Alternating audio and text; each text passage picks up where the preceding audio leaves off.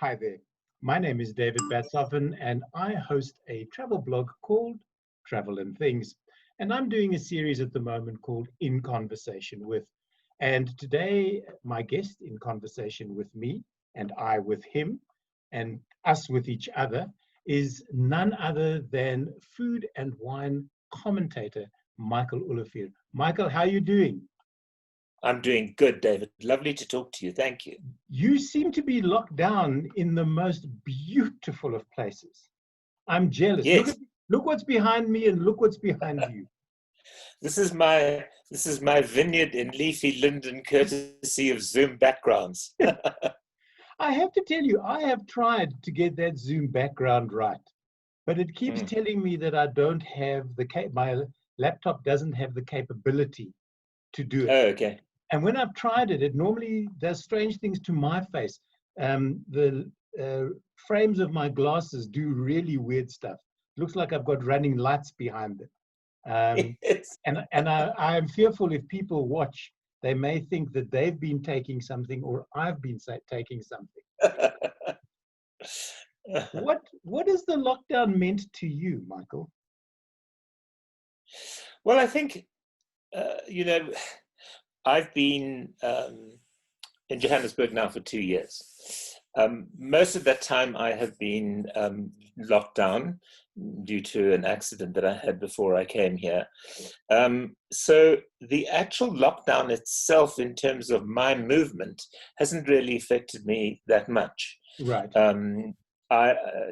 Since lockdown came, I mean, in fact, since the first person landed at King Shaka Airport, and it was announced, my lovely son-in-law said, right, that's the end of you going out. So we've actually been locked down slightly longer than the rest of the country. But what it's meant to me is, fortunately, I've been able to carry on working. I know that people haven't, I write about wine and food and books, etc. But I know that people haven't been able to get out to go and buy the wines that I talk about. But I recommend to them that they keep a list, and if something appeals to them when lockdowns ended, then they can go out and buy the wines. I also had quite interesting reactions from my readers, where they come back and say, it's just so great to have something normal happening in our lives. So I've just carried on. I haven't been able to get the wine samples, obviously, from my clients, but I do have quite a healthy wine stock here at home. So it's behind you, Michael. Sorry? The raw product is behind you. And the other thing that's happened, of course, is that one would hardly think it possible, but food and wine have become more important to us. In that one of the joys of the day is sitting down to a good meal at night. So we're obviously all involved. I cook once or twice a week, and it's given me a chance to do the baking of the banana bread, of the baking of ordinary bread.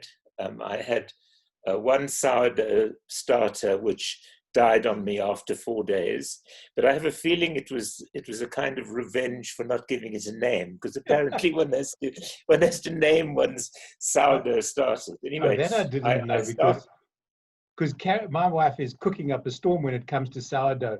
But you mentioned something that I just want to pick on before we move on. What is this fascination with banana bread? Why banana bread, Michael? Why not date loaf or, I don't know, apple crumble or something? Yeah. Look, I don't know. I have a friend who's written to me. She's about to write an article about ginger beer and why people are making ginger beer. I mean, the fact that pineapple sales before lockdown were about 10,000 a month. Now they're 90,000 a month. Right. And I think the banana bread is the sort of the easy thing to do. And there is an element of boredom. There is an element of, oh, you know, I want something nice to eat, and I think it's just really a simple way to bake something, and you know is not going to fail. I've tried all manner of different loaves of bread, different processes. You know, the sourdough thing, as I said, failed. But I eventually, from using a whole variety of recipes and styles, and a bit of tweaking here and there, I found what for me was the perfect bread recipe, and that I now make probably 2 or 3 a week, and it's up on my website. I think there's just been a lot of experimenting in the kitchen that people are doing. People who I follow on Twitter and Facebook and Instagram, who have never even mentioned food, are now suddenly sending pictures of their version of Captain Kong's, or what's it, General Song's Chinese chicken or something. You know, better than the Chinese takeaway. So I think you know, people are bored, and I think that one of the things that we like to do is to satisfy ourselves, bring some gratification, you know, something that will sort of brighten the day. I must say that we have gone through a vast amount of my red wine stocks. I've still managed to keep a couple hidden away from my children. But we've had some really fabulous wines as a result. I've got a couple of sort of really special ones that I'm keeping for a really special day. When we hit level 1. Sometimes, sorry? When we hit level 1. Yes. But then next week we might have a special day, you know, any excuse to open a good bottle of wine. Well, this is it. I must tell you that I've bribed more in the last 3 months than I think in the entire time we've been in this house. Interesting.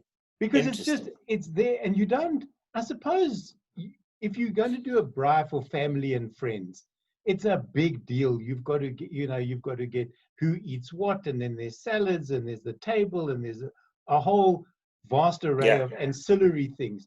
When it's just my wife and I go, you want chops or boerewors? And we'll make the fire, and we throw it on, and she'll make the salad, or I'll make veggies. And then we sit down, the two of us. We don't have to, oh, what time are they coming? Are they going to stay for dessert? No, done, dusted. Thank you very much. And, you know, we always cook, though. We always make more than we need. So we've got for the leftovers for the next day. Because there's nothing nicer than fried meat the next day. It's like cold pizza. Absolutely. And, you know, we're lucky because we've got a very good butcher close by in the Rembrandt Butcher. Yeah. And Impala as well up in Northcliffe, who really produce some amazing meat. Ditto fish. I mean, you know, we're so lucky up here to have sort of the Portuguese fisheries and fish from Mozambique, etc., that we, you know, never had down in the Cape. So there's always, you know, now's the time we have to really cook that fish dish that Darina Allen wrote about in her whatever, you know. So there's always a little... Go all the way back to, was it Mrs. Beaton's cookbook? Yes. Start digging out all those really old recipes where the gentleman of the house sat, I think, and smoked his pipe was a go while the women prepared the food. I don't think so anymore. No, absolutely. I have been told that Mrs. Beaton wasn't actually a great cook. It was her husband who was a newspaper editor, apparently, and it was decided that she should collect the recipes. So I always look at them very carefully, Mrs. Beaton's recipes, because they sometimes just don't work. But like Louis Leipold too. I mean, his recipes, you know, he trained with Escoffier in London, and his recipes are interesting in their sort of lack of information. So, But Michael, as a chef and a cook and somebody who writes, and I have to show the viewers, this book comes all the way from 2005. It's 15 years old, this book. Still one of my all-time favorite pictures of Michael on the back. I was saying to him earlier when I showed him the book, just to remind him, very Orson Welles. So as somebody who writes books like this, where there are recipes in them, it says here, this is yellow rice with raisins. So yes. It says here 340 grams basmati rice, 125 grams of seedless raisins, and 100 grams of unsalted butter, Michael. Are those, but have you sort of left out or added in something there so that they won't taste quite like your recipe? It'll be similar, but not exact. Yeah, no, I haven't. But what I have done with a number of recipes is that I will take. Let's go slightly more complicated than I will take a recipe for bobotie, for argument's sake. Right. And then I will read up the sort of the Cass Abramses, the Faldila Williamses, the Philippa Chaffetz, and some old family recipe, etc. And I will essentially take those recipes, deconstruct them, and then add in extra flavor ingredients. Okay. To make them better, more flavorful dishes. Because I think the South African palate has changed certainly over the last, 15, 20 years.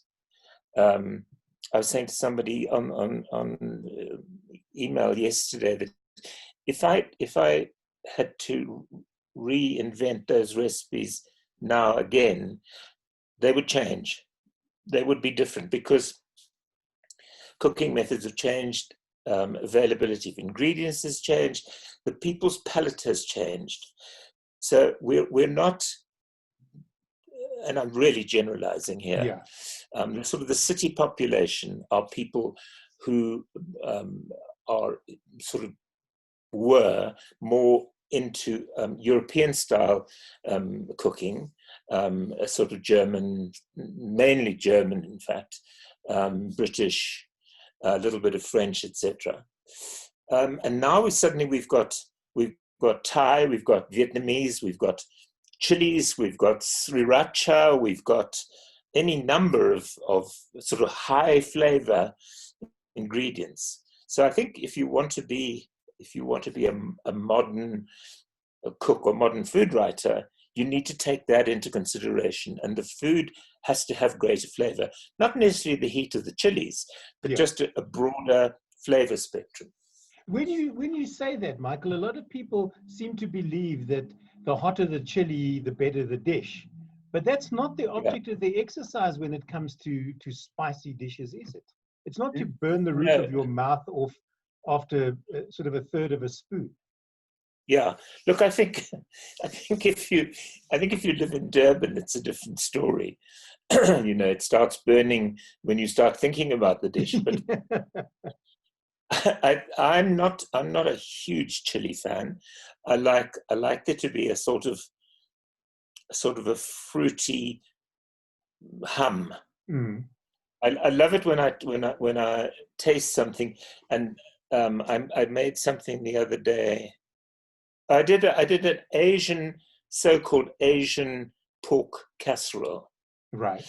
And it was very much a sort of a French, British type stew, but because it had a whole lot of Asian ingredients in it, like chili and lemongrass, etc., it was called an Asian thing. And it came off the internet, and it said something about chilies, and I thought, I don't want this thing to, clean the wax out of your ears.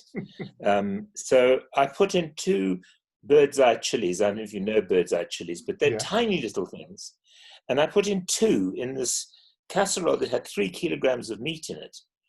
And when we ate it, there was just this lovely sort of background hum of Yeah. heat, which was perfect.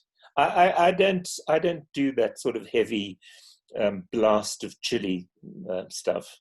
Now, when you lift your fork up, and the fork is sort of doing this because it now has no more integral strength in it because the chili has eaten through it. I've never Yeah, quite understood that, when people try and cook to mutilate your palate. It's not the yeah. way to go. Just on that note, you talk about that Asian dish. Do you have a favorite go-to dish? If the family say, listen, we've got people, when you used to have people coming over, and they'd Yeah. say, Dad, won't you make whatever Mm. that dish is? Is there I such a think it. thing? I think it varies. I think in wintertime, um, be it lamb or pork or beef, um, I, I I would think if I had to choose first of the three, I would go lamb, Mm. and I would do some sort of casserole. Um, and I would I like the um, I like the process of cooking. I Okay. like the it's almost sort of like a some sort. It has a great calming effect over me, and I'm very organized. Madeleine will tell you I use lots of dishes, but I'm very organized in that I get everything out first, and I do all the in restaurants the mise en place with everything ready, so that I'm never in a situation where I'm halfway through a dish and they want 3/4 of a pound of finely chopped onions. I've always got those ready. I've always got Right. those ready first. My go-to dish, be it lamb or beef or pork, will quite often go the same way, in that I will use what they call the Holy Trinity: the onion, the carrot, and the celery, and I will cut them very, very fine. I will use garlic, not in excess. And then I quite like to use, um, sometimes I'll curry it. Then it'll Mm. be, say, lamb, and there'll be some of those lovely soft dried apricots in it, and maybe some small peeled potatoes, and then at the end put in some green beans or something like that. Or else a beef stew, where I'd still start off with the onion, carrot, and celery, but then into the process, I will then add some baby onions, which I've just browned quickly in a pan, because then they offer a different texture and a Yes, different they do. flavor to the onion that you use first. Red wine, obviously, mushrooms, that kind of thing. Pork, I tend to quite like fruit with pork. Of the three, I would prefer to curry the lamb, Right. um, and my curries tend to be more sort of Cape type curries, sort of soft and fruity. Mm. I have discovered since I've been up here, if you go to emporiums such as Thrups, there's some quite interesting um, Indian curry pastes and things which Jamie Oliver recommends on his website. I've tried a couple of them, and the dish changes so much that if you're doing a lamb, for argument's sake, you can't, in Indian curry, you can't put dried apricots, for argument's sake, because the whole spice thing is so totally different. Okay. If it's I'm not a braai. I like to, if there's a braai going on, I like to be inside with as many doors closed between me and the fire as possible. So I would do things like maybe grill a piece of steak, but then make a really nice sauce to go with it. Right. Like some kind of red wine reduction with marrow bone marrow in it, Mm. like a sauce bordelaise kind of Okay. thing. Fish. Um, I'm a great believer in the sassy, sustainable fish. Okay. I'm a huge fan of hake. I know that 99% of the populace turns their nose up when you talk about hake, but when you catch them down at the Seven Seas fish shop, there they are buying hake. I think hake is an absolutely delicious fish. We had some kingklip the other night, which was a total sensation. It was just so delicious. But for me, the nicest way of cooking fish is very simple, just with a nice heavy pan, good unsalted butter, lemon, parsley, boof. Done. As you say, simple is better. Now, Yeah. I mean, that's a heck of a menu. I'm salivating here. I'm hoping that my gate bell is going to ring shortly, and Mr. Delivery will be here with at least one of those dishes, Michael, although I somehow doubt it. But now, you know, my wife being a doctor, if we watch a medical program, she sits and screams at the television that they have no idea what they're talking about. Yeah. I was chatting to a conservationist the other day who was saying you should never watch nature programs with a field guide, because invariably they'll tell you what's wrong with the program you're watching.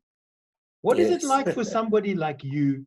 Do you watch the Jamie Olivers or the MasterChef Australias or the MasterChef Britain for that matter, and sit Yes. and scream at the TV going, you can't add cream in those quantities, or some such banal sort of thing?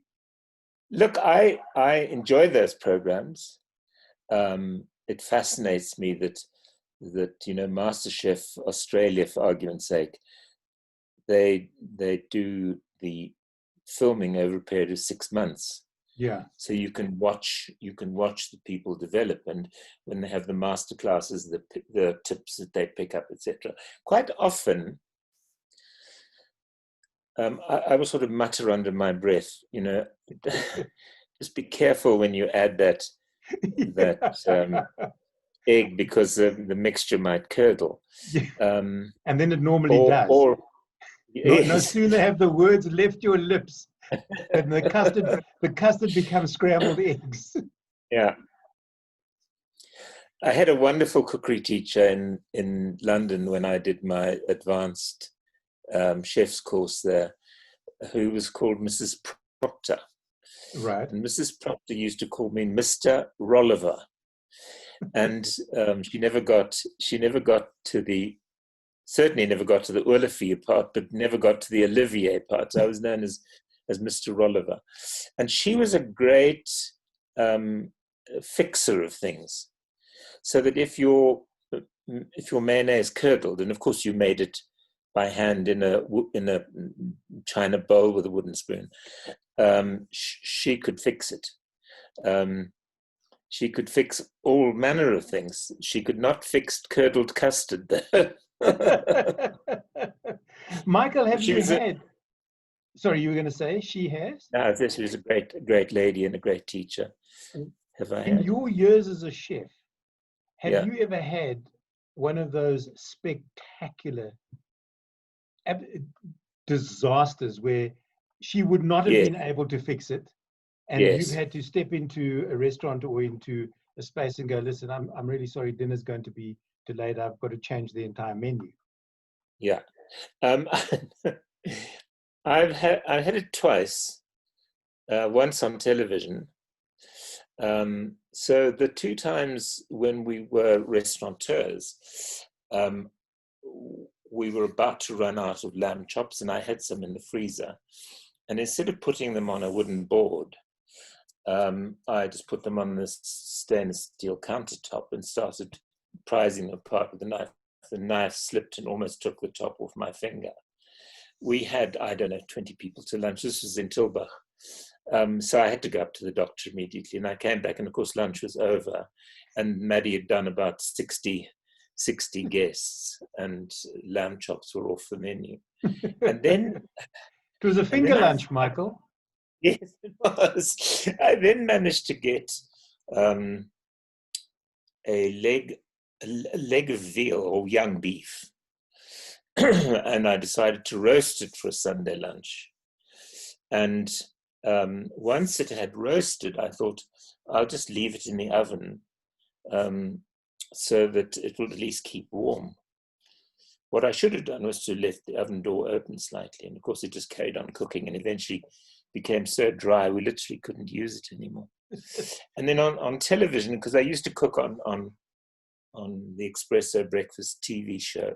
Right. And I had a wonderful lady there who was the chef of the program.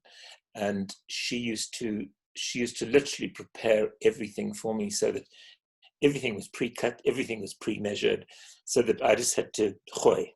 Yeah. And one day I was cooking something, I can't now remember what it was, and the pan was on the flame. I didn't know that the flame was on, so I reached across to turn it on and found that it was already on, but it had been on for some time. So I took the pan and I put it on the counter next to me, and I put whatever I was going to put into it, and it just went wah! And there was this flame and this massive black smoke, and I had to pull myself out of that because it was live TV. Right. Fortunately, I did, and the chef came running in with another pan, and so the whole thing was a great success. But cooking live on TV is live, not recording on TV. Cooking live is a frightening thing. But also cooking recorded. If I remember doing Ready Steady Cook, Yes. the British TV series, and Yes. there, once you started, you couldn't stop. So Yeah. although it was being recorded, it was live. And I think I remember on the British version, if there was time left, even if there was 30 seconds left, Anthony Worrell Thompson always made an omelette. That was his, I've got 30 seconds, what the hell, oh, I'll make an omelette. And I love, I mean, I'm not the greatest cook in the world, not by any stretch of the imagination. But much like I'm not a mechanic, and I like watching car programs, I love watching those sort of cooking contests just to see what happens. And working with people like Ainsley Harriott was an eye-opener. He was an absolute gem to work with. He really was. I met a chap who was in charge of, I think it's called Food TV. Mm-hmm. Yes, it was. The BBC one. Ina Garten and all those people. And they had done fairly extensive research as to who their viewers were. And I think it was certainly something over 90% of the people who watched. It was like watching food porn for them. And he said they would be sitting there in their sitting rooms with a packet of soft cream crackers and some sort of manky cheese. But he said they would never actually get into the kitchen and cook any of those dishes. So When you were a student, did you cook for yourself, or were you like the rest of us? If you had money, pro nutro was breakfast. If you didn't have money, pro nutro was breakfast, lunch, and dinner sometimes. Yeah. Well, look, I was fortunate. I was I mean, this is 51 years ago. Right. It was and they had flavored yogurt, which we didn't have here. Right. That was breakfast for me. And then at cookery school, you would actually cook a full-on meal. Okay. There were 40 mini kitchens on the floor where we were, and there were 80 students. So you and your fellow student cooked a full-on meal. And so supper was usually, I don't know, a snack of some sort. I'd stop off at Safeway or something and buy an interesting looking roll and a couple of slices of ham or some chicken liver pate or something. And that was the way it was. And then Sunday lunch, I usually would go and have a dish somewhere. When I think now of what things cost then, I mean, I lived in a really nice house in Chelsea, on the top floor for £13 a week. That's never going to happen again. Your key deposit is more than that now. Yeah, absolutely. Absolutely. Michael, with lockdown, I mean, we've all seen a change in not only eating habits because people are now at home, they've got, in inverted commas, nothing much to do. Some people, so they're cooking, as you made mention, they're baking, that type of thing, and then they open various restaurants, but not for sit down, for takeaway. Yeah. Do you think the restaurants that manage to survive this and come back, that there will be restaurants that are able to pick it up again and do sit downs, or have we lost, are going to lose a lot of the restaurants in South Africa because of COVID-19? I think the sadness is that we're going to lose a lot of restaurants. The chefs that I know, and obviously it's now Johannesburg chefs rather than Cape Town chefs, are doing what they can to keep things ticking over. I mean, Martinez Ferreira at DW 1113 is offering the most sensational takeaways. Well, not takeaways, because they deliver rather than you go and fetch. Right. Stunning food. It's very different to the food he cooks in his restaurant. I think that type of fine dining restaurant will change. We had a restaurant, fine dining restaurant in Cape Town, and we were there for about 10 years. So we were a national top 10 restaurant at the time. We were fine dining. We were very linen tablecloths and proper silverware.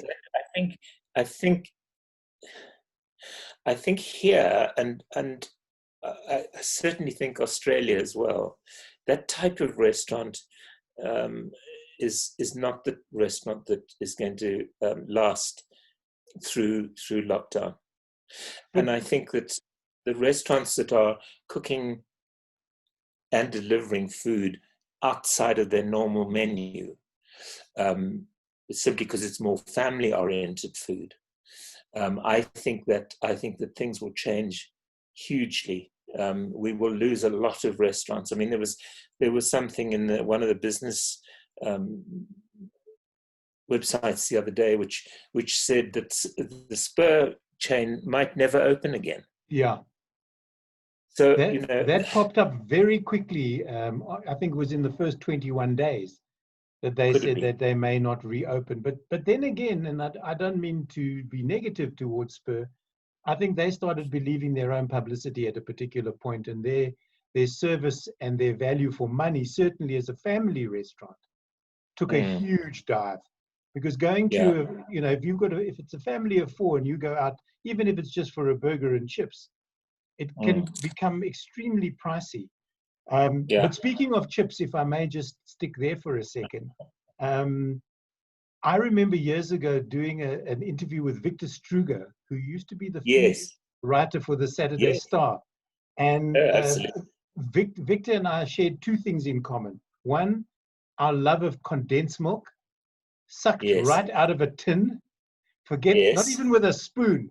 You just with those triangular openers, you just pop 2 holes and suck it out. And the other thing was slop chips. And much like boerewors, if you've got a specific boerewors supplier, you will defend your particular butchery to the nth degree. And slop chips seem to have exactly the same sort of following, Michael. People will go to the ends of the earth for a bag of what they believe are the ultimate in slop chips. Interesting. Where do you sit on that particular fence? Look, as long as it's not slop, any chip's a chip for me. I even like those McDonald's chips that are made of sort of mashed potato. I'm a total sucker for chips, but not slub chips. So I you like want them to be. the Heston Blumenthal triple I'd be happy with double fried. double fried? Um, fried. When we had our last restaurant in Cape Town, we served a lot of chips because we served a lot of fish and steak, and we used to blanch the chips in our chip fryer in hot oil, and then at dinner time when there was an order, we would take some of those cold blanched chips and pop them into the hot oil. I think double frying does make a difference. I don't believe that if I came round to your house now and brought you a double fried and a triple fried, that you would know the difference. Probably not. It's the same way as people who say they can taste the subtle difference in scotches. If you distill cheap scotch into an expensive bottle, half of those people will go, "Oh, I love this particular. This is the only brand I drink," type of thing. No, you have no idea what's in the bottle. I used to when I worked as a wine and food specialist for Pick n Pay for a couple of years. I was always amused that the Constantia branch, which was like the flagship branch in Cape Town, was a store that I used to go to quite often, and I used to stand in the wine department sometimes and chat to the people, and the amount of little old ladies who would come in and buy a box of wine and say, I'm going to put this into a decanter. None of my guests will know, and I'll put a half bottle of French wine next to it, and they'll think they're drinking that. Just on that note, Michael, is there a difference between, and I'm not talking at connoisseur level, I'm just talking at regular wine drinker level, is there a difference between screw top and cork? This is the endless argument. I have twice visited Portugal. The first time I went, I was a guest of Amorim Cork. I had written one of a series of books that I did called Crush 100 South African Wines to Drink Now, and I had a chapter on closures. And Amorim was so horrified that they invited me to Portugal to come and show me how corks work.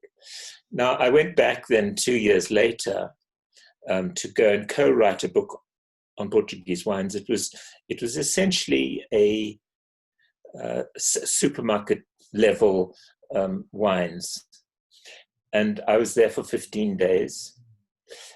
We tasted in the 8 different mainland Portugal wine regions. We tasted probably between 150 to 200 wines. That would have been like every second morning. And I can't remember exactly how many, but if it was 6, it would have been a lot, which had screw caps. I know that the American market doesn't like screw caps. It has they feel that cheap wine gets put into bottles with screw caps. I think that cork today is such an industry, particularly in Portugal. There's so much research and development done. There's so much done to prevent cork taint. The same taint, by the way, that you can get in screw cap wines if you've got a certain type of paint on the ceiling of your winery. And that sort of wet, cardboardy Labrador sort of taste. Chateau de Labrador. Yes. I favor screw caps for young wines that are to be drunk now. Okay. And for the rest, I'm happy for it to be cork. I'm as happy for it to be screw cap. Fair The enough. interesting thing is one of the Australian wineries that I consulted for from 96 to 2007, they used screw caps exclusively on all their wines, even the wines that were made for aging, like Cabernet Merlot, Shiraz, etc. They then brought out two wines, which were sort of the flagship wines of the estate, and they closed both of them with cork. So I think it's an argument that's going to carry on forever and actually never be resolved. Okay, it's like the Coca-Cola v Pepsi, Canon versus Nikon, Simba versus Willards, that type of thing. Yes. There is always a rivalry in whatever arena there is. Absolutely. Michael, are you still doing your podcasts? And if so, where can people hear them? Look, I haven't done as many lately, but it is my intention to start doing them again. But you can find them on my website, which is michaelolivier.co.za. I also do.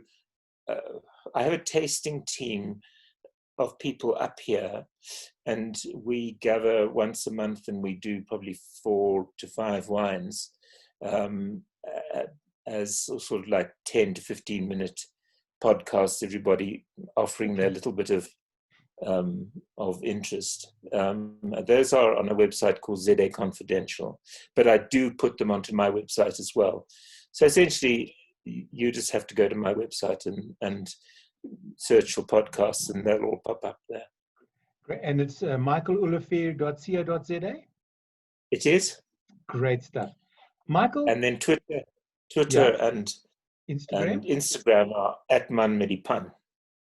You see, I've always misread that.